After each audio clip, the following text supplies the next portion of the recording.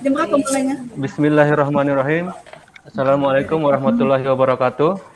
Waalaikumsalam warahmatullahi wabarakatuh. Ya, Bapak Ibu yang hebat, peserta fasilitasi HT yang saya hormati, saya akan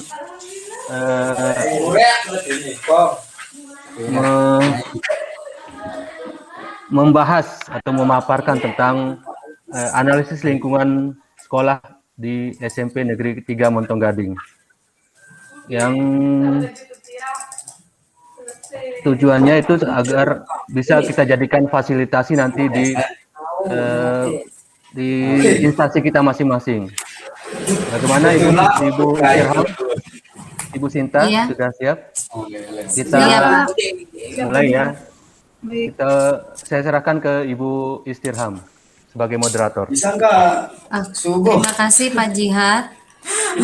Baik Bapak Ibu, sebelum kita mulai pada sesi pembahasan kita kali ini, yaitu mengenai analisis lingkungan sekolah, ada baiknya kita berdoa terlebih dulu.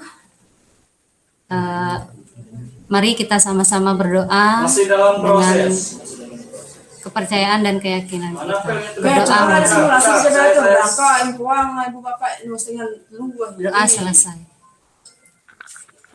Saya kembalikan ke Pak Jihad, silakan untuk memaparkan materi yang sudah disiapkan. Baiklah, terima kasih Ibu Istirham. Suaranya bisa di-mute dulu Bu Istirham ya. Iya, Pak Jihad. Ibu-ibu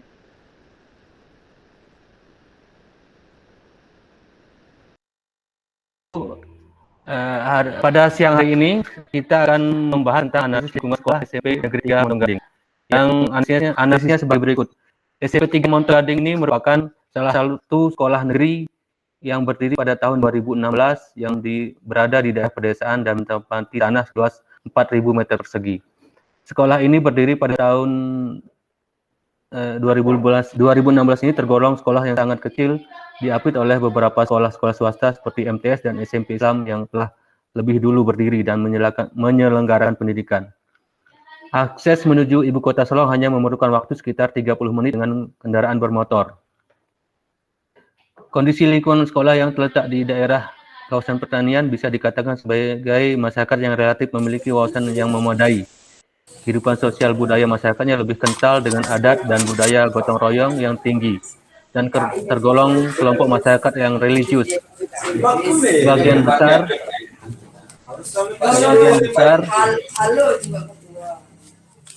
anggota masyarakat bekerja di bidang pertanian, perdagangan, dan pekerjaan informal lainnya. Bahkan tidak sedikit pula yang bekerja sebagai TKI di luar negeri. Kondisi ekonomi orang tua, wali, murid rata-rata menengah ke bawah, namun tingkat kepedulian terhadap pendidikan cukup baik. Yang kedua, sumber pendanaan.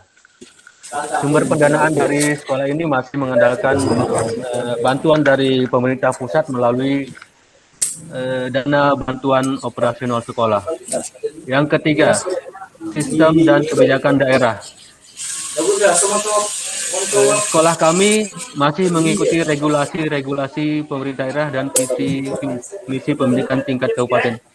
Bu Istirham, bisa di-mute dulu suaranya Bu Istirham. Di-mute dulu suaranya ya. Terima kasih Bu Istirham. Sistem dan kebijakan daerah masih mengikuti regulasi pemerintah daerah dan visi misi tingkat pendidikan kabupaten. Kemudian kemitraan yang keempat, yakni melibatkan masyarakat, OPD lain seperti Dinas Kesehatan, BKKBN, Polisian, dan TNI untuk membantu menjalankan program yang ada di kurikulum serta memberikan masukan-masukan dalam penyusunan kurikulum. Analisis kebutuhan sekolah. Yang pertama, peserta didik. Peserta didik di sini bersumber dari sekolah dasar dan madrasah ibtidaiyah yang ada di sekitar sekolah dengan jarak tempuh terjauh 5 km dari sekolah. Pekerjaan orang tua atau wali murid sebagian besar buruh tani. Jumlah peserta didik yang bisa ditampung sesuai dengan kelas belajar yang ada 6 kali 32 sama dengan 192 orang. Tapi karena banyaknya sekolah swasta yang setingkat, maka peserta didik yang terdaftar sebanyak 110 orang. Yang kedua, guru dan tenaga kependidikan. Guru dan tenaga kependidikan sebagian besar adalah tenaga honorer daerah berasal dari satu kecamatan, yakni guru tetap sebanyak 6 orang, guru tidak tetap 16 orang, pegawai tetap 1 orang, pegawai tidak tetap 5 orang. Tenaga kependidikan sebagian besar berada di seputaran kecamatan Montong Gading. Dari segi jumlah guru sudah sesuai dengan kebutuhan rombel atau rombongan belajar. Kualifikasi guru sebagian belum sesuai antara mapel yang diampu dengan pendidikan terakhirnya. Jumlah guru dan tenaga administrasi sekolah sudah memenuhi standar. Yang ketiga, sarana dan prasarana. Yang pertama, buku pelajaran atau buku paket siswa sudah cukup. Kemudian buku referensinya sudah memenuhi standar. Buku bacaan fiksi dan non-fiksi sudah cukup. Media pembelajaran masih kurang. Peralatan belajar, meja, kursi, papan tulis, papan layer, LCD cukup. Hanya sarana olahraga berupa lapangan basket dan atletik baru bisa terpenuhi di sekolah kami. Kemudian kami sudah memiliki laboratorium IPA, perpustakaan, jamban atau toilet siswa dan guru sudah terpenuhi. Visi sekolah kami yaitu terwujudnya peserta didik yang beriman dan bertakwa kepada Tuhan Yang Maha Esa dan berakhlakul karimah, berbudaya global, mandiri, bergotong royong, bernalar kritis, kreatif, serta adaptif terhadap perkembangan IPTEK yang berbasis lingkungan sehat. Misi tadi itu jalan menuju visi tadi ya. Yang pertama, menyelenggarakan pembelajaran dan bimbingan serta pembiasaan dalam menjalankan nilai-nilai agama dan budi pekerti luhur, serta penanaman akhlak beragama, akhlak pribadi, akhlak manusia, akhlak pada alam, dan akhlak bernegara. Yang kedua, meningkatkan pembentukan karakter budaya bangsa yang global, mampu mengaktualisasi diri dalam masyarakat.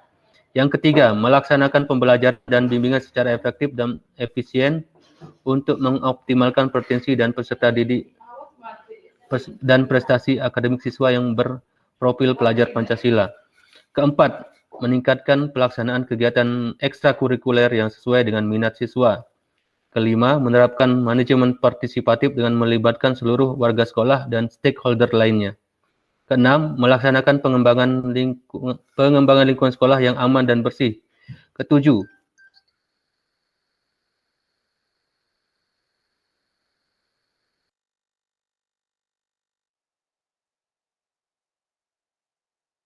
berkompetisi yang sehat bagi semua warga sekolah. Tujuan, 1. Tujuan jangka panjang. Lumayan panjang juga penjelasannya ibu-ibu ya. Tujuan jangka panjang A. Memiliki perangkat pembelajaran kelas 7, 8, dan 9 untuk semua mata pelajaran sesuai dengan kurikulum sekolah penggerak. B. Menghasilkan lulusan yang berprofil pelajar Pancasila. C. Memenuhi keadilan dan pemerataan pendidikan bagi warga di lingkungan sekolah yang berbasis merdeka belajar. D. Memiliki sarana dan prasarana pembelajaran yang standar. E. Mencapai pendidikan yang bermutu, efisien, dan relevan. F. Memenuhi pengelolaan pendidikan yang transparan, akuntabel, efektif, dan partisipatif. 2. Tujuan jangka menengah, guru mampu menggunakan teknologi dalam pembelajaran dan berprofil guru Pancasila. B. Tim bola voli putra dan putri menjadi finalis tingkat kabupaten dan provinsi. C. Tim bola basket putra dan putri menjadi finalis tingkat kabupaten. D. Memiliki prestasi atletik tingkat kabupaten dan provinsi. E. Memiliki regu pramuka yang handal.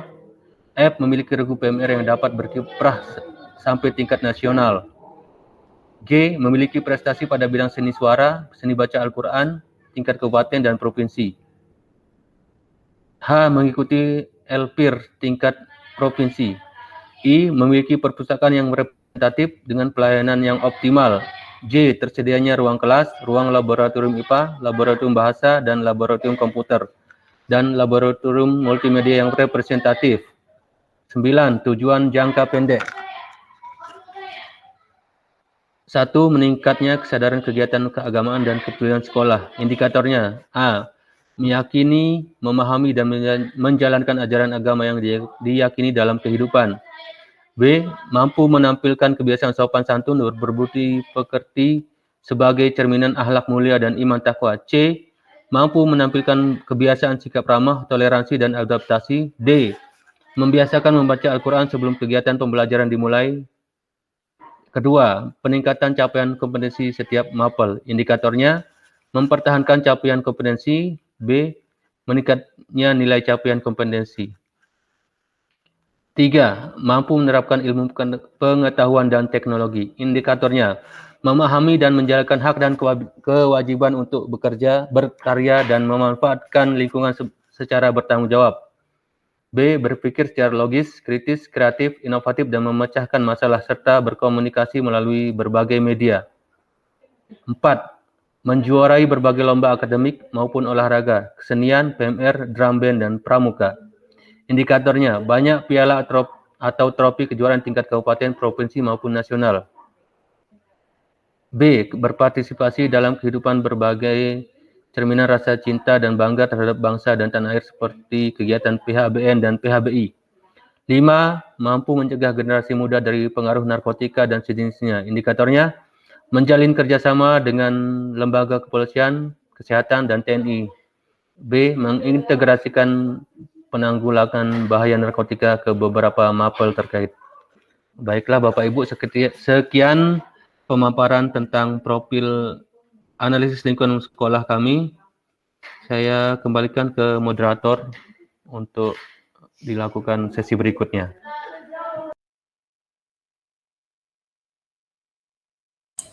Terima kasih atas pemaparan yang sudah dilakukan oleh Pak Jihad mengenai analisis lingkungan sekolah. Dengan begitu, kami persilahkan kepada Ibu Sinta. Mungkin ada yang kurang jelas atau mungkin ada yang ditanggapi dari pemaparan tadi. Silahkan. Baik, terima kasih Bu Is waktu yang diberikan. Di sini saya ingin menanggapi mengenai sumber pendanaan. Bisa dinaikkan ke atas, Pak Jihad? Ya. Bagian pendanaan.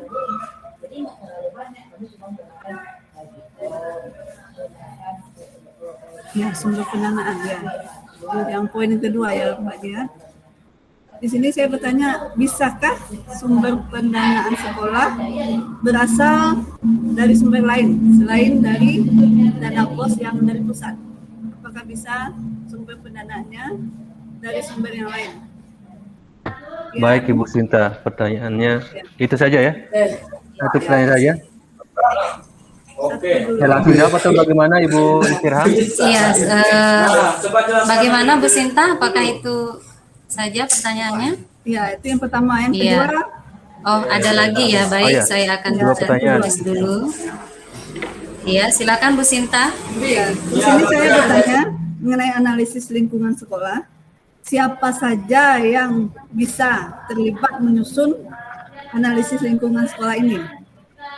Jadi pertanyaannya, siapa saja yang terlibat dalam penyusunan analisis lingkungan sekolah ini? Ya, itu pertanyaan saya. Kira-kira 5 bagi. Iya, terima kasih Bu Sinta. Ya. Kami persilahkan kepada Pak Jihad mungkin mau menanggapi pertanyaan dari Ibu Sinta tadi. Silakan Pak Jihad. Baiklah, terima kasih Bu Sinta atas pertanyaannya. Mungkin di sini pemaparannya tentang sekolah kami saja ya. Pertanyaan yang pertama, bisakah pendanaan sekolah itu melalui sumber lain selain dana BOS gitu Bu Sinta ya? Baiklah, pertanyaannya sebenarnya bisa saja kita menggunakan sumber pendanaan lain selain dana BOS, tergantung dari kesepakatan dengan mitra atau sumber lain yang bisa memberikan dana secara rutin kepada sekolah. Kalau dana yang dadakan itu biasanya bukan termasuk dari sumber pendanaan ya Ibu Sinta.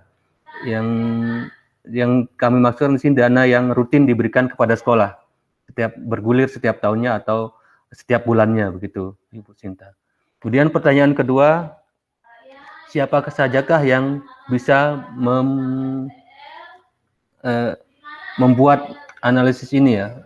Untuk menyusun analisis ini, analisis kurikulum operasional sekolah ini atau KOS ini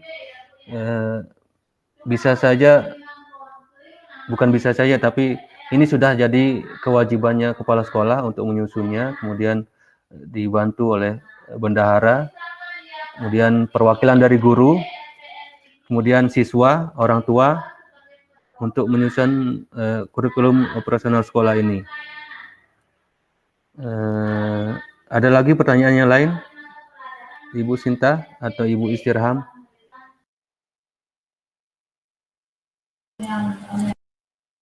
Ya, silakan. Ya, bagaimana Bu Sinta dengan tanggapan dari Pak Jihad tadi? Ya, dari penjelasan Pak Jihad tadi saya sudah mulai paham tentang yang pertanyaan sumber pendanaan maupun mengenai penyusunan analisis lingkungan sekolah. Cukup, Bu Is. Cukup ya. Berarti berikutnya kita kembali ke Ibu Istirham sebagai moderator. Iya, baik, karena sudah tidak ada lagi hal-hal yang hal-hal yang tidak jelas ataukah mungkin semuanya sudah dipahami ya Bu Sinta ya? Ya, skip langsung terus. Ya, baik, kalau begitu berarti tidak ada lagi yang perlu dijelaskan. Kalau begitu, mari kita sama-sama menyimpulkan bahasan kita pada kali ini, yang mana tadi bisakah kita sumber pendanaan sekolah itu bisakah dari dana lain selain dari dana BOS. Kemudian yang kedua apa tadi, siapa saja yang terlibat ya dalam menyusun analisis sekolah ini. Baik, jadi kita ambil kesimpulan bahwa dana BOS itu dana sekolah itu atau sumber pendanaan sekolah itu bisa saja berasal dari dana selain dana BOS kalau memang sudah